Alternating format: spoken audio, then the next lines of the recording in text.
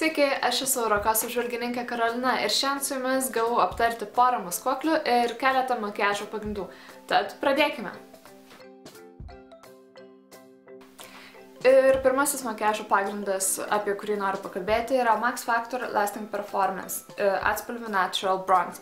Turbūt žiūrite pakuotę, žiūrite mano veidą ir galvot, kad jis man yra per tamsus. Ir išties taip ir yra. Tačiau tai ne problema, galima nueiti į parduotuvę ir išsirinkti kažką, kas tinka pagal atspalvį jūsų odos.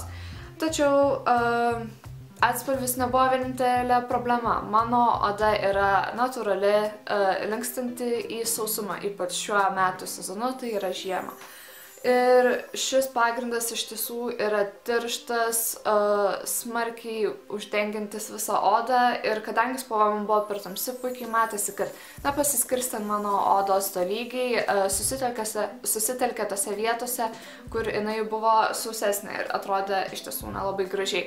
Bet aš manau, kad jis puikiai tiktų toms merginoms, kurios turi riebesnę odą, nes kaip teigia pats pagrindas, jis yra ilgai išliekantis ir turi tokią savybę, kad tarkim, kai jau padeginate jį ant savo veido ir, tarkim, liečiate jį, jis išlieka savo vietoje ir niekur nejuda. O būtent riebesnę odą turinčios merginos turi tą problemą, kad kosmetika laikosi ant jų veido šiek tiek sunkiau. Todėl, manau, būtent jom turėtų būti įdomi ši makiažo priemonė. Antras eilėje yra Prestige Skin Nude makiažo pagrindas atspalviu Nude Natural. Tai yra antrasis atspalvis eilė ir man vėl šiek tiek per tamsus, bet galėčiau su tuo dirbti, jeigu patengčiau savo kaklą. Iš tiesų, šis makiažo pagrindas mane maloniai nustebino ir paliko gan didelį įspūdį.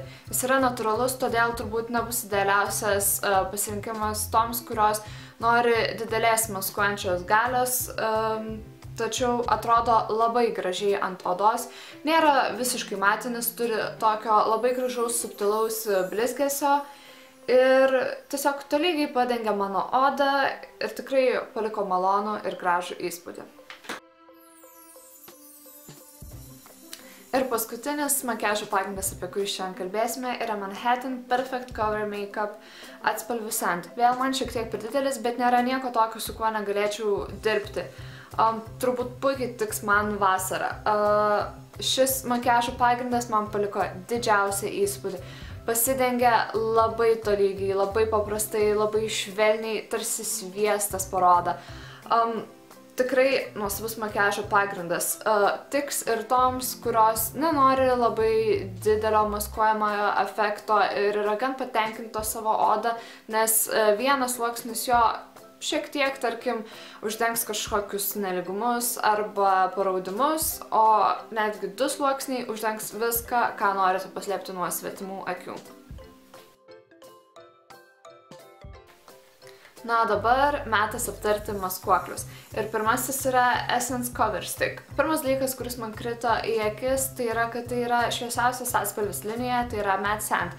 Tačiau atidarius vis tiek gan per tamsi spalva. Jeigu aš rinkčiausi pati, rinkčiausi tikrai dar bent vienu tonu šviesesnę spalvą. Tačiau vis tiek galima su juo dirbti ir viskas yra gerai. Man labai patiko įpakavimas, nes tarkim įsivaizduokite, kad jūs esate kažkoje viešoje erdvėje ir neturite galimybių nusiplauti rankų, bet norite užmaskuoti kažkokią raudoną kylančią dėmę ant jūsų veido, gerai vadinkim, viską tikraisiais vardais spuogą, tai jums jo nereikės liesti su jūsų potencialiai nešvariomis rankomis. Galėsite štai taip pasukti ir užmaskuoti. Taigi, įpakavimas tikrai pliusas. Pati formulė tikrai nebloga, yra gan tiršta, todėl gerai išlieka toje vietoje, kurioje norite, kad jį liktų. Netiks paakiams, nes šviesesnės odos spalvos merginoms bus per tamsus ir pati formulė bus kiek per tiršta. Todėl manau, kad šis maskuoklis yra iš tiesų gan puikus variantas toms, kurios ieško produkto draugiško piniginiai. Na ir paskutinis produktas, apie kurį šiandien kalbėsime, yra Catrice All Round Concealer paletė.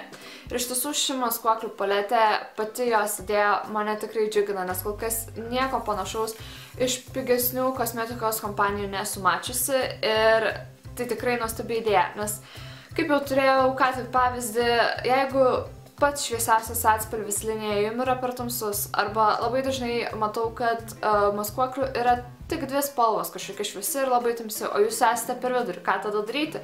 Todėl ši paletė turėtų būti puikiai išeitis. Yra vienas labai šviesus atspalvis ir du tamsesni, todėl maišydama juos galite sukurti būtent jums idealiai tinkantį atspalvį. Taip pat yra ir ši raudona ir žalia spalvos.